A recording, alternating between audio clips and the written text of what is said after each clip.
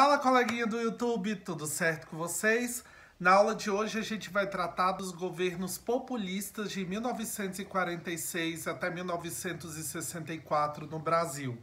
Então nós estamos falando aí do governo de Dutra, o período do governo democrático de Getúlio Vargas, o governo de Café Filho, por que não citar, né? Porque depois do suicídio de Vargas a gente tem um período aí do governo seu vice-presidente, o governo JK, o governo de Jânio Quadros e o governo de João Goulart, o conhecido Jango. E depois disso nós tivemos o golpe militar aqui no Brasil, né, em 1964, que nós vamos ter um vídeo também específico sobre esse tema, tudo bem? Então vamos falar do contexto. O ano era 1945, pessoal. Getúlio Vargas já estava no poder há 15 anos. Lembrando que a última fase de seu governo, né, da Era Vargas, assim chamada, foi o período do Estado Novo, onde Vargas deu um golpe de Estado para se manter no governo, né? Isso foi em 1937. Então nós já tínhamos aí 8 anos de uma ditadura varguista, de uma ditadura civil, né? E aí o que acontece? Vem as eleições em 1946, houve uma campanha para que Getúlio Vargas se candidatasse, sobretudo das classes mais populares, né? E aí o que acontece? Getúlio Vargas foi convidado a se retirar do cargo, na verdade, né? Foi convidado a se retirar do pleito eleitoral.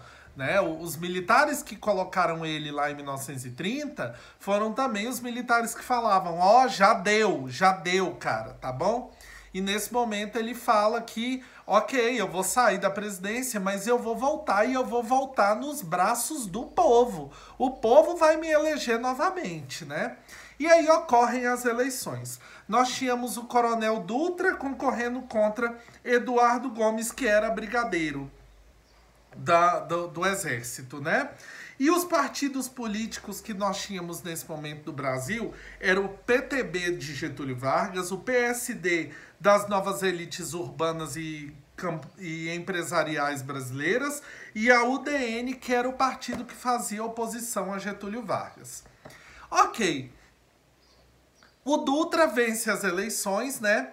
Vai ser criada uma nova Constituição em 1946. É uma Constituição liberal e favorável ao federalismo, né? O retorno do poder aos governantes, porque nesse momento aí do Estado Novo existiam governantes, mas eles faziam aquilo que era acordado e determinado pelo presidente Getúlio Vargas, mas a partir dessa nova Constituição de 1946... os governadores passam a ter autonomia dentro dos seus estados e houve um alinhamento, né, político com os Estados Unidos, porque em 1946 nós estamos alinhando bases para o quê? Para a Guerra Fria. Então nós temos aí um alinhamento com os Estados Unidos. É nesse momento que o Brasil se alia, né, politicamente e economicamente a ideologia capitalista lá dos Estados Unidos. Lembrando que a Segunda Guerra Mundial tinha acabado em 1945, o Brasil foi para a guerra, lutou ao lado dos Estados Unidos, mas aqui no Brasil houve críticas ferrenhas à participação do país na Segunda Guerra Mundial, né? Porque Getúlio Vargas oscilava entre ideologias fascistas e ideologias liberais. Ora, ele apoiava ideias dos aliados, que foi para onde ele lutou na guerra, né? Mas ele tinha pensamentos muito parecidos com o do eixo também, né? Então, observem que nós temos aí uma polêmica grandiosíssima em torno da participação do Brasil na guerra. E aí foi feita a política da boa vizinhança, né? Esse alinhamento com os Estados Unidos é nessa ideia de uma política de boa vizinhança. Vamos trabalhar bem aí com a principal potência econômica da América para que a gente possa tirar algum proveito disso. Houve um suporte técnico para a abertura da ESG, né? Que foi a Escola Superior de Guerra, né? Esse apoio técnico, né, ele está baseado nas ideias da War College e da doutrina de segurança, né, que era desenvolvido lá nos Estados Unidos. Essa ESG, ela seguia a ideia da elite de forças, né? O que era o princípio da ESG? O combate ao comunismo. Não se esqueçam que o contexto é de Guerra Fria. Então, esse alinhamento com os Estados Unidos também é no sentido de combater internamente as ideias comunistas, o crescimento do pensamento comunista e socialista no Brasil, certo? Ele também vai ter o seu governo, né? O governo Dutra vai estar baseado nas ideias do Plano SALT. Escreve aí no seu caderno com letras maiúsculas, SALT, com letras de forma. O que significa esse plano SALT? Saúde, alimentação, transporte e energia. O seu governo estava baseado nesses 4 pilares aqui: saúde, alimentação, transporte e energia, né? Observem que era um governo populista. Inclusive, uma característica de todos esses governos, até o golpe militar lá em 1º de abril de 1964, são governos de cunho populista, tá? Que vão conclamar as massas, conclamar o povo a ser o elemento, o eixo central da discussão. Mas a gente sabe que muitos deles tinham esse discurso para atrair o apoio popular, mas na hora do vamos ver mesmo, de governar, eles vão se alinhar, obviamente, com as elites, né? Ok. Então nós temos o foco em projetos de infraestrutura e assistencialismo no governo de Dutra aí. Ele realizou a abertura de mercado, retirando algumas medidas protecionistas, né? Para que houvesse uma diminuição dos impostos e um aumento do consumo desses produtos. É nesse momento que vai ter, então, a chegada de algumas multinacionais no Brasil. Observem que ele fez um alinhamento econômico e político aí com o ideal americano de Estado. E é nesse momento que vai se popularizar, né, as ideias do welfare state, né? As ideias do bem-estar social americano, né? De você ter a casa, de ter o carro, de ter eletrodomésticos. Só que num país de economia como era o Brasil nesse momento, uma economia extremamente dependente e ainda em desenvolvimento, esse modelo de Estado americano, esse modelo de bem-estar que vai vir dos Estados Unidos, vai se aplicar a quem? As elites, né? E a uma pequena classe média que existia no nosso país aí, ok? Essas indústrias multinacionais vão chegar sobretudo no setor têxtil nesse momento, tá bom? Houve então a compra de equipamentos defasados, o que gerava uma baixa produção, né? Aquilo que os Estados Unidos já não queria mais de tecnologia, vamos dizer assim, aqueles produtos, aquele maquinário mais barato que já havia sido utilizado e que eles estão trocando por um maquinário mais evoluído, mais rápido, que gerava mais lucro. Esse maquinário inferior está vindo para o Brasil, né? E então, o que a gente vai observar? Ele gerava desenvolvimento? Sim, mas uma baixa produção, né? Não gerava tanta produção quanto nos países ricos lá, sobretudo nos Estados Unidos. É nesse momento também que vai chegar no Brasil a televisão, meus amigos. E se o rádio já estava na sua era de ouro, né, lá nos anos 50, a televisão vai gerar um boom cultural gigantesco. Como é de se imaginar, ela não chegou para todo mundo, ela chegou para alguns setores, sobretudo para as classes mais ricas, né? Mas é nesse momento que se cria no Brasil aquele hábito de convidar os vizinhos para assistir televisão. Se anteriormente se convidava os vizinhos para ouvir o rádio, agora a gente vai convidar os vizinhos para ver a televisão. E os programas vão ser muito no quesito de programa de auditório, né? As TVs mais antigas, que eram a TV Tupi e a TV Record, que existe até hoje, né? E a TV Excelsior, que também vai ser criada nesse momento, vão fazer vários programas ligados ao ritmo de programas de auditório, né? Assis Chateaubriand, que era um dos donos, se eu não me engano, da TV Tupi, ele tinha um programa fixo, inclusive, e eles vão começar a formar um casting, né? Uma escala de apresentadores para TV. Gente, até as propagandas eram ao vivo. Se você procurar no YouTube depois como eram as propagandas de TV nos anos 50 e nos anos 60, eu acredito que vocês vão dar boas risadas, porque às vezes os produtos falhavam na hora de fazer a propaganda, né? E por aí você tira de base o tanto que isso se tornava memeático, né? Afinal, nós estamos no Brasil, o país dos memes. Economicamente falando, então, se nós temos um alinhamento do Brasil com os Estados Unidos, a gente vai ter a influência do capital internacional, obviamente. E houve uma defesa das ideias liberalistas norte-americanas e também das ideias neoliberais, né? É nesse momento que começa a se pensar no processo de privatização, de crescimento e desenvolvimento ainda mais de empresas multinacionais no Brasil. E aí chega 1950. Quem vai concorrer às eleições? Quem, meus queridos? Quem?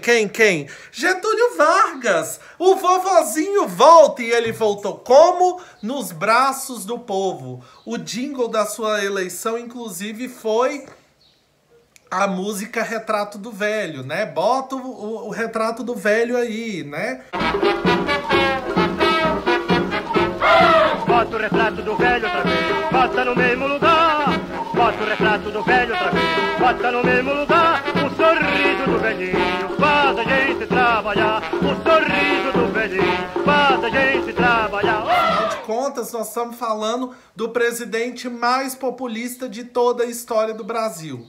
Getúlio Vargas, apesar de todas as ideologias que ele teve, sobretudo no período do Estado Novo, né, dessa aproximação das ideias políticas do fascismo e também de uma política estatizante, né, que vai ser aplicada nesse momento, ele agradava muito a população. Ele era um presidente muito popular, muito lembrado pelo povo.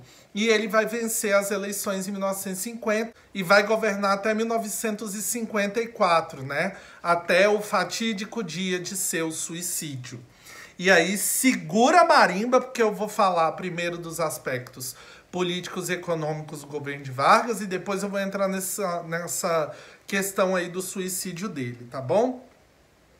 Então, como eu disse para vocês, o presidente teve o apoio do povo, mas ele não recebeu o mesmo apoio da elite. Aquele grupo que colocou Getúlio Vargas no poder lá em 1930, que apoiou na era Vargas, vai começar então a ser o seu principal perseguidor, vai ser o seu principal elemento de crítica a esse governo aqui em 1950, tá bom? Ele vai criar a campanha O Petróleo é Nosso.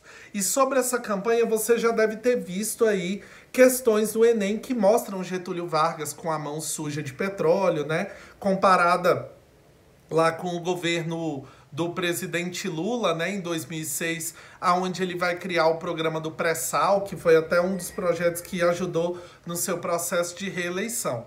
Essa questão já caiu no Enem, essa imagem já veio no Enem, se eu não me engano, 2 vezes, e é muito importante entender a importância do petróleo e da criação da Petrobras para esse segundo governo de Getúlio Vargas aqui. Nós temos, então, dentro desse contexto, a divisão de 2 polos políticos no Brasil.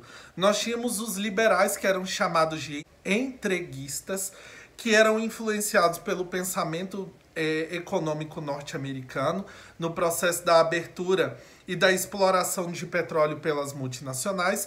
E nós tínhamos os nacionalistas, que eram os apoiadores do governo Vargas, né? Que defendiam a exploração das jazidas de petróleo feitas exclusivamente pelas empresas estatais. E no meio disso tudo, Getúlio Vargas vai criar a Agência Nacional do Petróleo, a chamada ANP, e criou também a Petrobras, que existe até hoje. O monopólio era estatal, com a participação do capital internacional, mas essa participação era controlada pelo Estado. Afinal de contas, o Estado era o acionista majoritário, era quem tinha o controle e o domínio da empresa até então. Ele fazia a distribuição e a venda de petróleo a partir dos seus interesses. O refino do petróleo também era feito pelo Estado, afinal de contas era a parte mais lucrativa do processo aí, né? O suicídio de Getúlio Vargas também está atrelado à criação da Petrobras. Por quê? Porque a oposição, né, a sua oposição política, vai crescer muito nessa época aqui e vão justificar suas reivindicações a partir da ação do controle do Estado sobre a empresa. Eles não vão ver com bons olhos essa estatização, né, esse controle majoritário da empresa petrolífera pelo Estado, né? Afinal de contas, a elite brasileira está extremamente influenciada pelo pensamento aí norte-americano de Estado, que previa aí o neoliberalismo. Depois da criação da Petrobras, a gente vai ter algumas mudanças de comportamento político no governo de Vargas aí.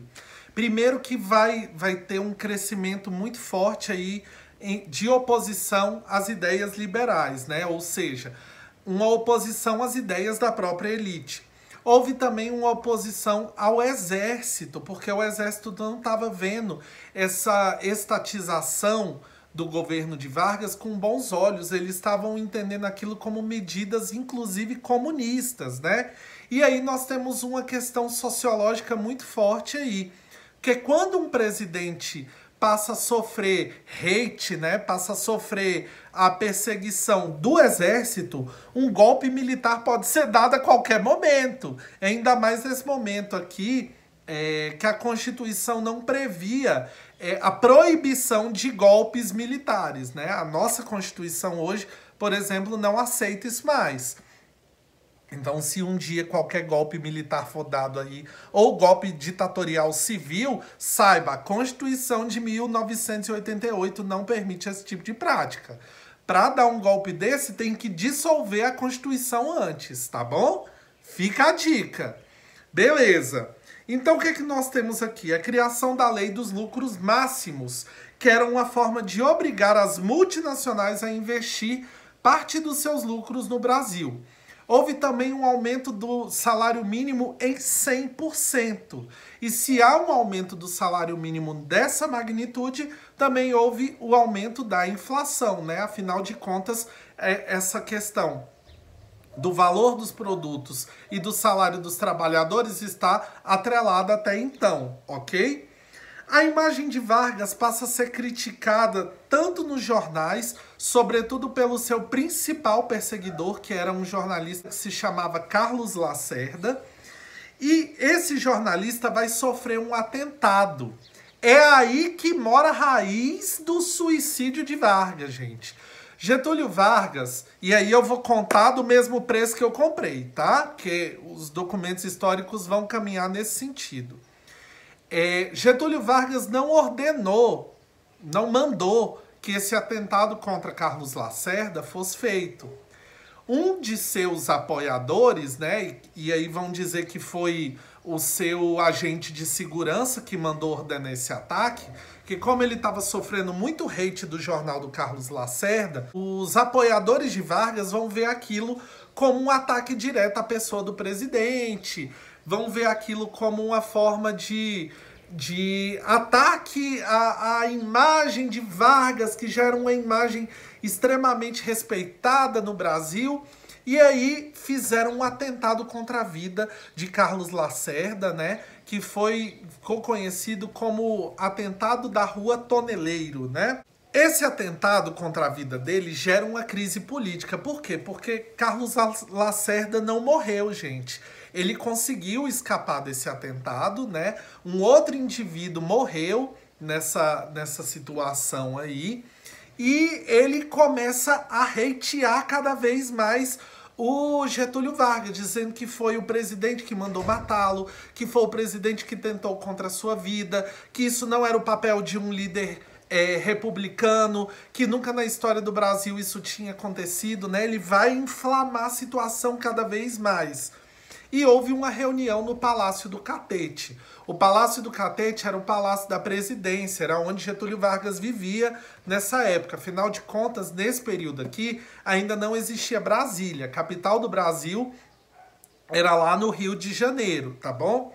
E aí, essa reunião vai durar a noite inteira. Depois que Getúlio Vargas se recolheu, que ele foi para o seu quarto, ele vai, né, se preparar lá, ele vai escrever... Aliás, ele já tinha escrito a carta de suicídio, né? Ele vai deixar lá no seu diário, de uma forma que fosse mais fácil de ser encontrada, e ele dá um tiro no peito e morre. Meus amigos, você que está assistindo esse vídeo aqui, imagine que aquele artista que você é muito fã, que aquela pessoa pública que você gosta muito, que ela veio a falecer hoje. Imagine essa sensação. Agora imagina essa comoção no país todo, porque o Brasil parou no dia 24 de agosto de 1954 com a morte de Getúlio Vargas. As rádios, que eram muito mais populares que a TV nesse momento, vão noticiar e vão ler a carta do suicídio, né? A carta de Vargas, praticamente o dia todo. O seu velório foi assim, em proporções épicas. O Brasil literalmente parou para velar Getúlio Vargas. Ele foi velado no Rio de Janeiro e enterrado lá no Rio Grande do Sul, na sua cidade natal, certo? E aí o que vai acontecer? A morte de Getúlio Vargas vai ser atrelada à elite brasileira, aos empresários, às pessoas que estavam pressionando Vargas a sair do poder. Eles estavam exigindo a renúncia de Getúlio Vargas, né? E nesse sentido, a morte de Vargas se torna praticamente a criação da imagem de Vargas como Marte, né, gente? Ele se tornou um elemento muito emblemático da história nacional. Não é à toa que todas as cidades do país têm uma avenida Getúlio Vargas, uma praça Getúlio Vargas, um elemento ligado à figura de Getúlio Vargas. Antropologicamente falando, a imagem de Vargas é tida como um elemento simbológico do Brasil. É tão importante quanto a imagem de Tiradentes, é tão emblemática quanto a imagem de Dom Pedro I proclamando a independência do Brasil. Getúlio Vargas é um símbolo nacional, né? Então, o suicídio vai trazer uma crise política. Quem vai finalizar o governo foi o vice-presidente. Interessante dizer que nesse momento aqui, pessoal, presidente e vice-presidente não eram cargos atrelados um ao outro como é hoje, né? Tipo prefeito e vice-prefeito, presidente e vice-presidente, eram cargos dissociados, né? Eles concorriam separadamente. E quem vai terminar o governo aí, então, quem vai encerrar esse período do governo de Getúlio Vargas, vai ser o Café Filho, que era o seu vice-presidente, né? Então, o que vai acontecer? O Café Filho se declarou doente e a presidência vai ser assumida pelo presidente da Câmara dos Deputados, que era o senhor Carlos Luz. Carlos Luz representava uma ameaça política nesse momento, porque ele tinha ideologias muito voltadas para o bem comum, para as ideias que vão ser chamadas nesse momento de comunistas, né? E aí o que vai acontecer? JK, né, vão ocorrer eleições aí, e JK vai ser eleito com 36% dos votos, que eram características aí da Constituição desse momento. A campanha para impedir a posse de JK vai ser grandiosa, né? E ela vai ser liderada por quem? Por Carlos Lacerda, aquele jornalista lá que também criticou o governo de Vargas, né? O general Lott, então, vai dar um golpe preventivo para o mundo, e eu vou explicar isso para vocês. O que é um golpe preventivo? Como a oposição estava crescendo muito e eles não aceitaram o resultado das urnas eleitorais, o golpe que foi dado lá em 1964 era para ter sido dado aqui nesse momento. Os militares iam assumir o governo brasileiro aqui em 1955. Mas para que isso não ocorresse, foi dado um pré-golpe. Olha que plot twist é a história do Brasil, galera. Teve um golpe antes do golpe para não ocorrer o golpe. É assim que a cabeça da gente fica, né? E aí, com esse pré-golpe, nós vamos ter, então, a chegada de JK ao poder. Vamos falar de Juscelino Kubitschek. Oi! E por que eu já tô imitando o Silvio Santos aqui? Porque aquilo que Juscelino Kubitschek tinha de muito característico era de ser um presidente muito voltado para essa imagem popular, né? Como eu disse para vocês ao longo do vídeo, essa é uma fase de governos populistas. Uma questão muito interessante aqui de ser lembrada é que alguns jornalistas, alguns políticos da época vão falar que Juscelino Kubitschek era entreguista, que ele entregou o Brasil para o governo e para a economia externa, né? Mas isso é uma afirmação falsa, tá? Porque ele defendia uma política externa independente. Tanto é que ele fez uma coisa muito curiosa que foi romper com o FMI, né? Lembrem que durante esse processo aí da Guerra Fria, foi criado o Fundo Monetário Internacional, né? Uma espécie de banco do mundo, que quando um país necessitava de dinheiro, você pegava empréstimo com ele. E o Juscelino Kubitschek, ó, vai romper com o FMI. Ele vai traçar rodovias, ele vai construir Brasília, ele teve uma ideia de modernização do Brasil, né? Não foi à toa que ele investiu nesses projetos de infraestrutura. Ele vai ter um governo estável e ele também vai ser responsável pela criação da Sudene, que tinha como objetivo levar o desenvolvimento para a região nordeste do Brasil. Ok? E nós então temos uma característica política aí do nacional desenvolvimentismo, né? De pegar esse lucro dessas empresas que foram criadas no período do governo de Vargas, de pegar essas empresas multinacionais, né? De parte desse lucro das multinacionais para gerar o desenvolvimento da nação brasileira, o desenvolvimento estrutural, né? Da nação brasileira. Nós tínhamos que aceitar esse desenvolvimento dependente do mercado externo, sobretudo dos Estados Unidos, né? Afinal de contas, os Estados Unidos é o símbolo máximo do capitalismo, naquela época já era. Afinal de contas, o contexto é Guerra Fria. E também fazer um desenvolvimento a qualquer custo, né? Tanto que dentro de seus planos de metas tinha aí o projeto de 50 anos em 5, né?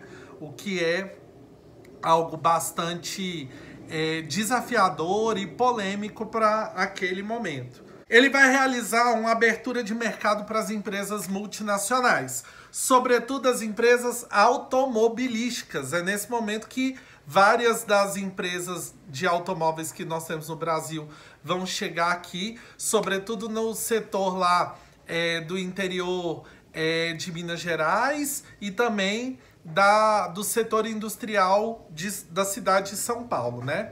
Indústrias de bens de consumo duráveis também vão chegar nesse momento, além das indústrias automobilísticas.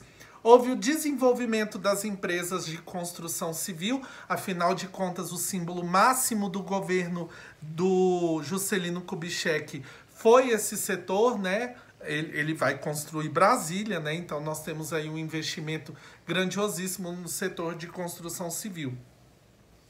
E aí ele rompe com o FMI, mas ele vai pegar empréstimo junto aos bancos ingleses, com juros mais altos e uma inflação mais alta. Não se esqueça que na Inglaterra a gente tem uma moeda que se chama Libra, então o imposto está condicionado ao preço da moeda deles, por isso que esse valor desse empréstimo vai ser tão caro.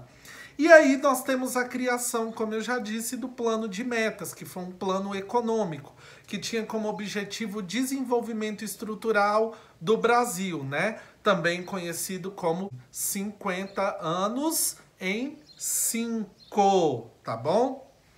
Então observe, houve a abertura de mercados e indústrias multinacionais que estavam concentradas sobretudo na região sudeste, que era o principal mercado consumidor do Brasil e era onde estavam as fontes de matéria-prima também para essas indústrias automobilísticas quanto do setor de bens de consumo. Educação e saúde vão ficar em segundo plano, que foi uma forte crítica ao seu governo, tá? E houve um aumento da desigualdade regional no Brasil. Nós temos, então, desenvolvimento no setor de transporte, com a criação dessas indústrias automobilísticas, e o desenvolvimento dessas indústrias automobilísticas gerou uma justificativa para o desenvolvimento do setor de transporte. Ou seja, se você tem indústria automobilística, você precisa melhorar as estradas do seu país. É nesse momento, por exemplo, que ele vai criar aquela estrada que é conhecida como Belém-Brasília, BR-150, né? Que corta o país praticamente todo, né? Que vai ligar o Brasil aos seus grandes interiores, aos seus mais longínquos rincões, né?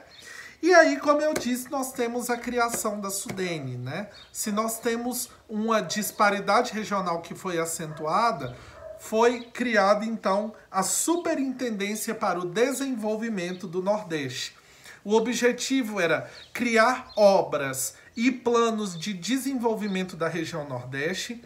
Ela ficou em vigor até os anos 90 e não cumpriu seu objetivo central, que era o de promover o equilíbrio regional, né? Afinal de contas, nós tivemos o problema da falta de saneamento básico, da falta de água, da disparidade social na região norte e nordeste no Brasil, até aqui no começo do século XXI, né? Só os governos mais recentes que vão conseguir dar fim nessa problemática aí do abismo regional no que se refere ao setor de desenvolvimentismo no Brasil, né? Nós tínhamos uma concentração do desenvolvimento na região sul e sudeste, né? Que vai avançar gradativamente para o setor centro-oeste com a criação de Brasília, mas as regiões norte e nordeste vão ficar em desfalque nesse sentido, né? Ele cria a Sudene para gerar esse desenvolvimento, mas ela não conseguiu gerar todo esse objetivo que foi proposto aí no governo de JK. A criação de Brasília se torna a meta síntese do governo dele. Qual era o objetivo com a criação de Brasília? Levar o desenvolvimento urbano, levar o desenvolvimento estrutural para a região centro-oeste, ok? O projeto já existia desde o primeiro reinado, né? Foi criado por José Bonifácio. Ele estava prescrito desde a Constituição de 1891, ou seja, desde a Constituição da República Brasileira. Então, como objetivo, nós temos centralizar a administração política do Brasil na região central do país, levar o desenvolvimento e a modernidade para outras regiões, né, que não fosse somente a região sul e sudeste, e afastar a capital do Brasil das ameaças estrangeiras. Afinal, nós tivemos aí o período da Segunda Guerra Mundial, nós tivemos o período da Primeira Guerra Mundial e agora nós estamos passando por uma Guerra Fria, né? A capital do Brasil estava no litoral, então levar a capital do Brasil para o centro do país era também uma forma de dificultar a sua dominação política. Juscelino Kubitschek também foi chamado de o presidente Bossa Nova, porque ele era um presidente muito jovem, muito bonito, né?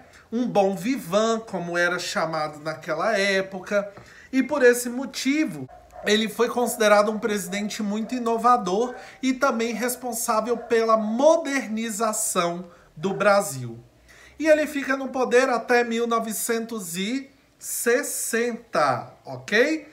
E aí vem as eleições em 1960 e nós temos a chegada à presidência do Brasil de Jânio Quadros. E aqui tá a raiz do golpe militar, viu, gente? Nós temos que ter muita atenção nesse momento aqui do vídeo para entender por que o Brasil passou por uma ditadura militar. É aqui que começa a se construir as raízes do golpe. Lembrando que lá quando Getúlio Vargas morreu, esse golpe era para ter sido dado lá em 1954, o general Lott dá um pré-golpe para não ocorrer o golpe militar e Juscelino Kubitschek assumiu o governo do Brasil. E agora nós chegamos aqui no governo de Jânio Quadros, ok? O presidente ficou conhecido por suas medidas esdrúxulas, né? O que é uma coisa esdrúxula? Uma coisa muito rasa, uma coisa sem sentido, né? E ele também não reata com o FMI, tá bom? Ele vai dar início à crise que gera o golpe de 64, como eu já disse, e as eleições de presidente e vice, como eu também já falei nesse vídeo, eram dissociadas. O vice-presidente eleito nesse momento foi João Goulart. João Goulart era visto e tido como um presidente comunista. Por quê? Primeiro, ele era um dos herdeiros de Vargas, né? Um dos herdeiros daquelas ideias estatizantes, de um governo muito trabalhista, muito voltado e pautado para as necessidades da população mais pobre do país, né? E isso tudo era visto como um pensamento comunista. Não se esqueçam, nós estamos no contexto da Guerra Fria. Essa visão trabalhista, participativa, de indústrias estatais majoritárias passa a ser vista com maus olhos nesse momento aqui. Jânio Quadros vai ser o ícone do populismo, porque ele foi eleito com a ideia de varrer a corrupção do Brasil. Tanto que a sua campanha eleitoral teve como jingle uma música que se chamava Varre, Varre, Vassourinha, né? Teve até um samba enredo na época dessa música. Então observem que ele entra no poder para varrer a corrupção do Brasil. Observem o quanto a problemática da corrupção é antiga, tá bom? Fiquem atentos a esses detalhes.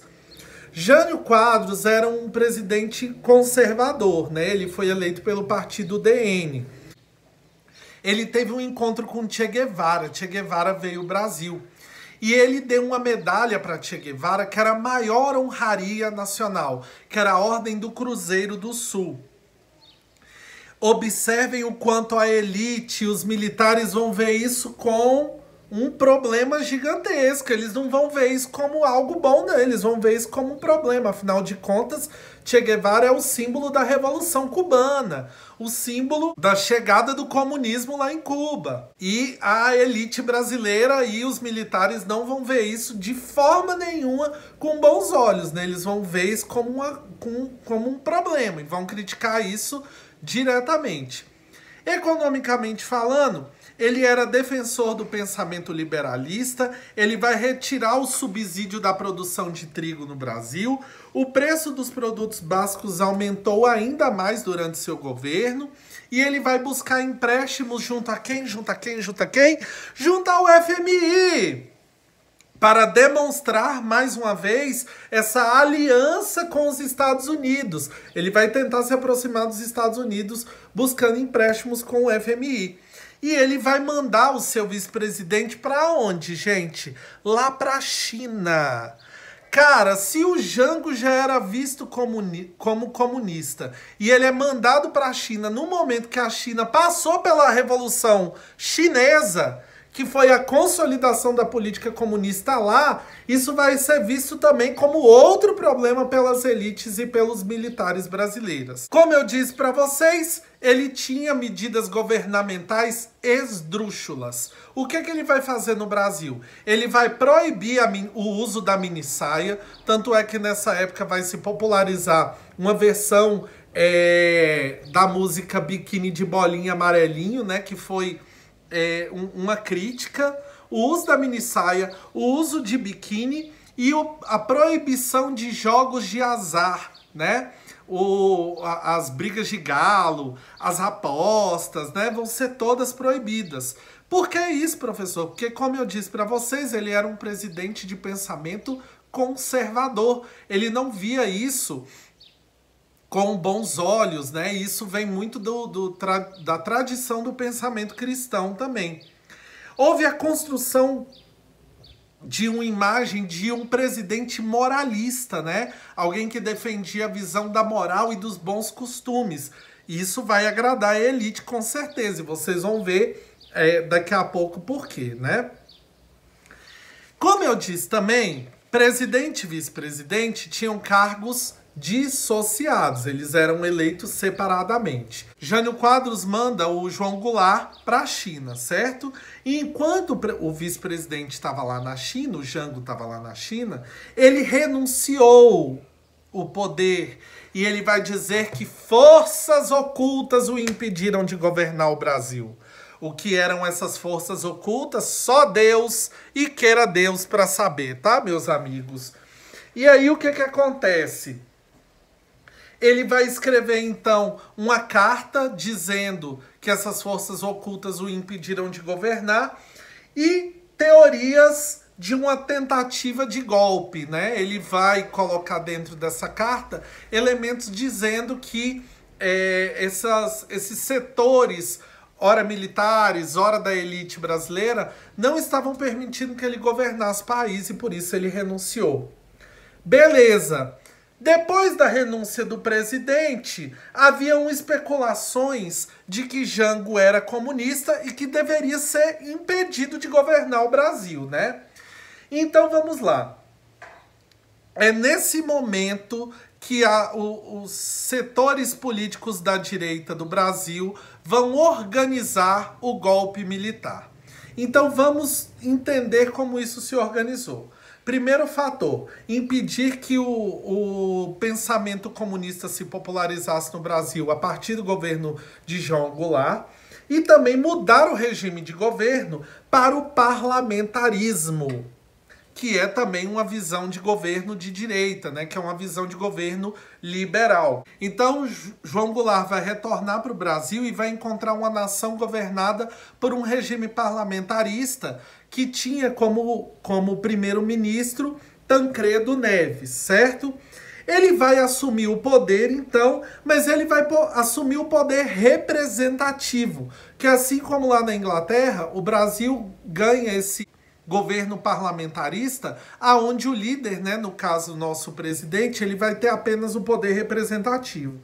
Por esse motivo, ele conseguiu a aprovação de um plebiscito, né, para que fosse decidido o sistema de governo brasileiro, se ele seria uma república presidencialista ou uma república parlamentarista. O povo foi às urnas e votou. O resultado foi que quem venceu foi o presidencialismo.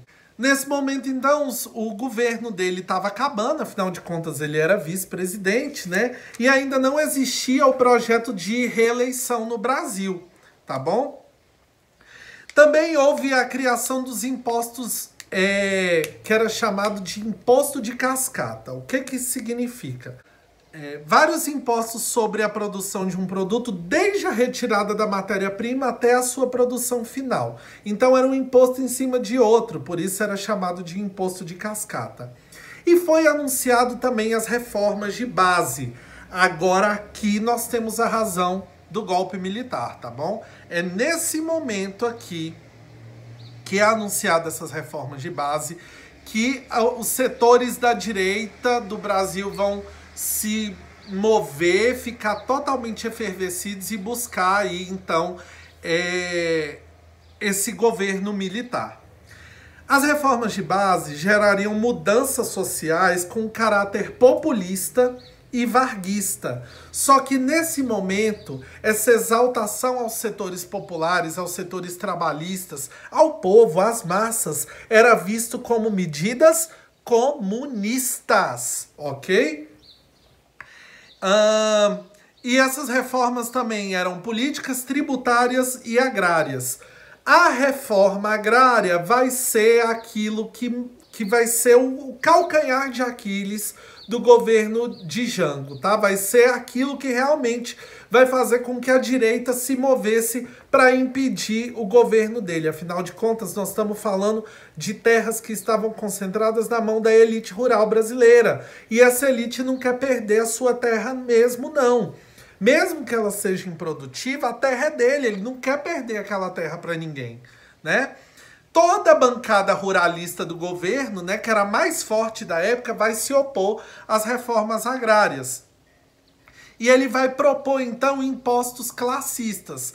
Quem era de classe mais alta vai pagar mais imposto. Quem é mais pobre vai pagar menos impostos. Isso vai fazer a oposição ao seu governo crescer ainda mais.